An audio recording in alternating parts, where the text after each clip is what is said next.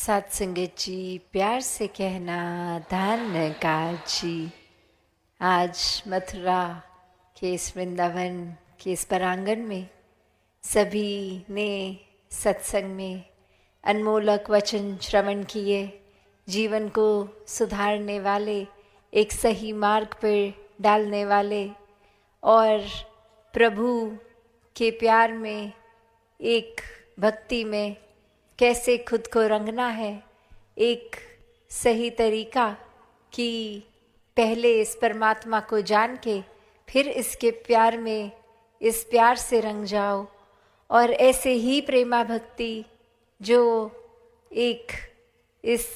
इलाके से जो कृष्ण जी का भी जिक्र और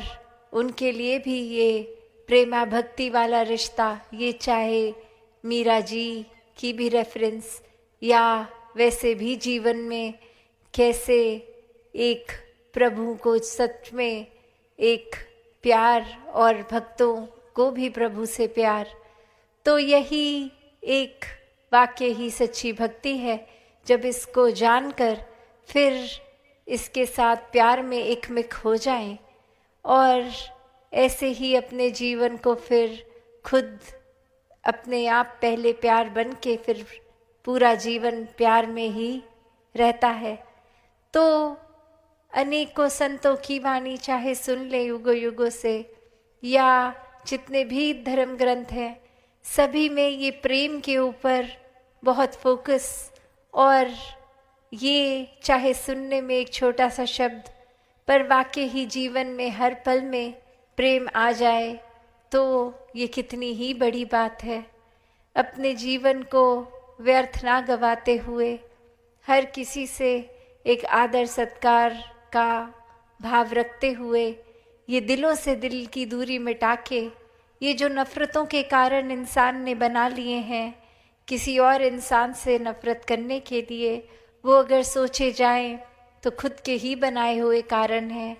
कि मैं इस इंसान से इसलिए नफ़रत करता हूँ क्योंकि ये वजह है या ये है। और वो वजहों में अगर घुसें तो यही आएगा कि वो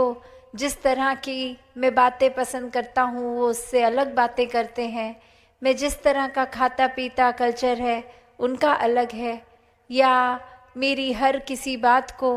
वो एक नकार देते हैं, अपना पॉइंट ऑफ व्यू ही गिनाते हैं। तो कोई ना कोई जो भी कारण है, हम अगर वाकई ही सोचें तो ये तो या हमारे अहंकार ने उसको कारण बना दिया, या फिर कोई ऐसी दुनियावी सीखी सिखाई बात को ही हमने पकड़ लिया कि ये तो भूल गए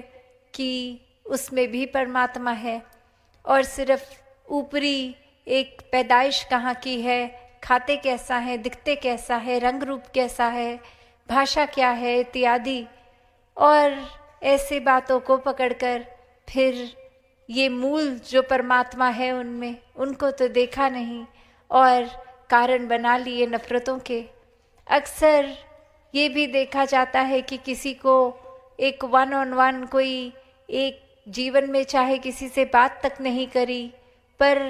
उनके या तो जाति के आधार पे या धर्म के आधार पे या कोई भी एक वजह बनाकर एक नफ़रत कर दी जाती है। और दिमाग में अपने हम सोच के देखें तो वो वजह तो कुछ है नहीं, क्योंकि परमात्मा तो एक और सारे ही धर्म एक। तो कैसे ये नफ़रतों के कारण बस इंसानों ने खुद ही बना लिए हैं, और जितना ज़्यादा हम अपने दिल में फिर ये नफ़रतों के बैरियर्स को तोड़ेंगे, ये दीवारों को गिराएंगे, तो वाकई ही एकत्व स्थापित होगा इस परमात्मा से, और इसी एकत्व से फिर एक पूरी कायनात से एकत्व, एक इंसानों के दिलों तक ये एकत्व बनता जाएगा, और फिर कोई भेदभाव नज़र नहीं आता। फिर ये परमात्मा का मूल तरीका जो है, ये मूल रूप है, ये है तो निराकार, एक इसका कोई उस तरह आकार नहीं, फिर भी कण कण में है, हर एक में है। तो इस तरह से हर एक के प्रति ये मन उनके प्रति नमन करता है, ये मन झुक जाता है, हम्बल हो जाता है। कैसे इस संसार में फिर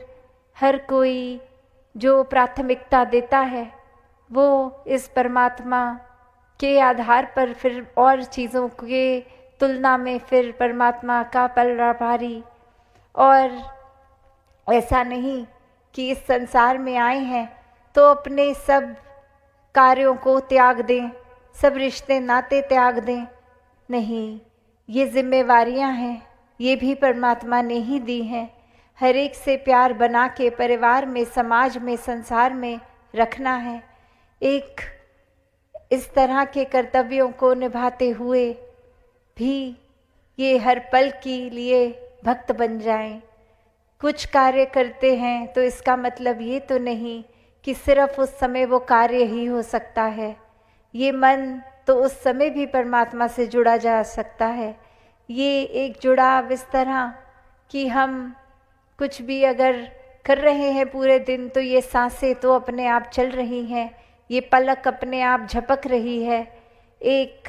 दिल की धड़कनें अपने आप चल रही हैं। तो ये सब कार्यों के लिए तो कोई अलग समय निकाला नहीं गया। तो फिर हम बहाने क्यों बना देते हैं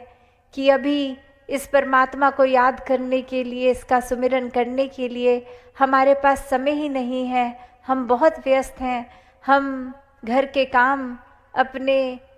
दफ्तरों के काम इत्यादि कोई ना कोई काम में लगे हुए हैं, इसलिए इस समय परमात्मा के लिए समय नहीं है। तो अगर ऐसा है तो वाकई ही सोच लें, फिर तो कभी एक सासों ने नहीं कहा कि इस समय आप खाना खा रहे हो, ये दिल का धड़कना बंद कर देते हैं, आप पहले खाना खा लीजिए, उसके बाद सांसें ले लेंगे, दिल धड़क लेगा। नहीं, ये तो बहुत सहज में होता है। ये तो सब इनवॉलंटरी तरीके से अपनी एक रूप जो है उसमें चलता जा रहा है नियम में। तो फिर बस ये मन के जुड़ाव की ही तो बात है कि कुछ भी भक्तों ने अगर किया वो भी तो संसार में रह के ही संसारिक सब काम करते हैं, कर्तव्य निभाते हैं। फिर दुनियावी लोगों से संतों का दर्जा अलग क्यों? बस जो फ़र्क है वो यही कि उनके जीवन में जिस समय परमात्मा आ गया, ये ब्रह्म ज्ञान लेके निराकार को देख लिया, तब से कुछ भी हो जाए, कुछ भी नज़र आए, पर सबसे पहले परमात्मा पहले नज़र आता है, बाकी चीज़ें बाद में। ये परमात्मा के फिल्टर से, उस नज़र से ही फिर हर कार्य किया जाता है। किसी के प्रति कोई ओपिनियन बनाई जाती है तो भी वो उस फिल्टर से ही कि ये परमात्मा इतना प्यारा है, तो परमात्मा की रचना कितनी प्यारी है, ये इतने सुंदर इंसान परमात्मा ने बनाए।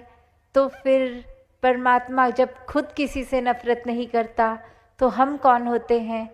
परमात्मा खुद किसी को जज नहीं करता, ये कोई एक उस तरह से कि ये व्यक्ति अच्छा है बुरा है, ये परमात्मा के ही अपने बच्चे सब। तो हम कौन हैं जो ये अपने मन में विचार धारणाएं बनाएं कि ये व्यक्ति अच्छा है, ये बुरा है, इसका ये सोचना गलत है, इसका ये करना गलत है। सभी मुबारक हैं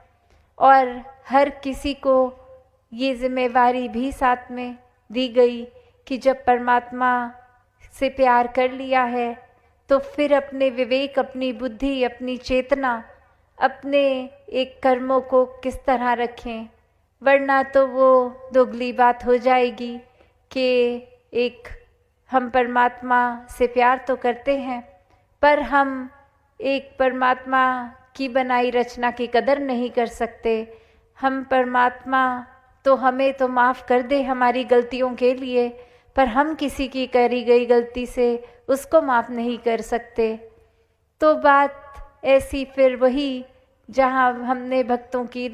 वाणी में ये भी सुना है कि पीना चाहे प्रेम रस, करना चाहे मान, कि ये एक प्राप्ति, एक परमात्मा के साथ जुड़ी हुई भक्ति, एक सारे ये अलौकिक, ये एक डिवाइन, हमें सुख भी चाहिए, हमें आनंद भी चाहिए, पर साथ ही हमें अपना वजूद भी रखना है, अपना अहंकार भी रखना है, अपनी मान्यताओं को भी प्राथमिकता बनाकर ही रखना है। तो फिर ये संभव नहीं है। इस परमात्मा के होना पड़ेगा, इसको पल पल में शामिल करके फिर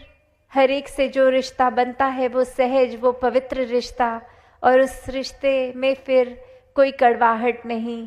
कोई फिर नफ़रतों के कारण नहीं, फिर हर एक से ही एक दिल का जुड़ाव इस तरह कि पता ही नहीं लगता कौन अपना है, किसको सालों से जानते हैं, या कौन अभी बिल्कुल अनजाना व्यक्ति एक ही पल पहले मिला है। एक दिल हर एक का सत्कार, एक दिल हर एक को अपनत्व की तरह ये भाव रखते हुए एक दिल में हर एक के लिए करुणा बस जाती है। तो संतों ने यही समझाया कि परमात्मा को जब से जीवन में शामिल कर लिया सच्चे मायने में, तब से एक भक्ति, हर समय की भक्ति ही करते जाता है इंसान। और अक्सर दुनिया में तो कारण बना लेते हैं लोग कि परमात्मा की ज़रूरत ही क्या है, हम अपना जीवन जैसा जी रहे हैं, एक कर्मों के आधार पे फल मिल जाएगा और चलता रहेगा जीवन। पर बात वही है कि जब परमात्मा का ज्ञान, ये ब्रह्म ज्ञान मिल गया, तो फिर ये सारे पुराने कर्म भी कट गए, और अब से जो ये जीवन है वाकई ही उसका पल पल सदुपयोग करना है। और कैसे ये एक हर एक की जर्नी रहती है, जैसे हमने अक्सर कृष्ण जी के भी ये सुनी है, ये जो भक्तों की श्रेणी बताई है, अर्थार्थी, जिज्ञासु, ज्ञानी, तो कैसे ज्ञानी भक्त की ही श्रेणी को उन्होंने भी सबसे उत्तम स्वीकार किया कि ये परमात्मा को जानते हैं, इससे प्यार करते हैं, इसलिए ही भक्ति कर रहे हैं, ना कि कोई और जो उससे पहले की श्रेणी रही कि किसी अपने भय से कोई चीज़ हासिल करनी है उस वजह से, या फिर कोई शारीरिक तकलीफ़ को दूर करने के लिए, कोई मटीरियलिस्टिक एक संसार में धन दौलत के लिए, वो श्रेणियों को पीछे छोड़कर फिर अगर ये जिज्ञासु भक्त की भी श्रेणी आई कि कैसे ये अब परमात्मा के प्रति जिज्ञासा तो हो रही है, ये श्रेणी के बाद ये जब वाकई ही जिज्ञासा की पूर्ति फिर करते हुए ये ब्रह्म ज्ञान जो ले लेते हैं, दात आ जाती है, तो ये ज्ञानी भक्त की अवस्था। और फिर जब वाकई ही सच्चे तरह से परमात्मा को जीवन में डाल लिया, सिर्फ परमात्मा का नाम नहीं, वाकई में ही ये पूरे का पूरा परमात्मा जब इस हृदय में बसा लेते हैं, तो बस प्यार का ही सफ़र है, एक पल पल में प्यार है। तो बस ये एक प्यार को ही, चाहे हम कोई भी एक स्थान पे हो, सिचुएशन में हो, वहाँ एक छोटी सी चीज़ भी होती है कि एक किसी की हम नॉर्मल बात भी करते हैं कि वो इंसान की बॉडी लैंग्वेज इतनी प्यारी है, वो इंसान कितना प्यारा बोलता है, वो इंसान तो अगर कितना भी क्रोध आए हो फिर भी ज़बान से मीठे वचन बहुत प्यार से ही एक बात समझा देता है।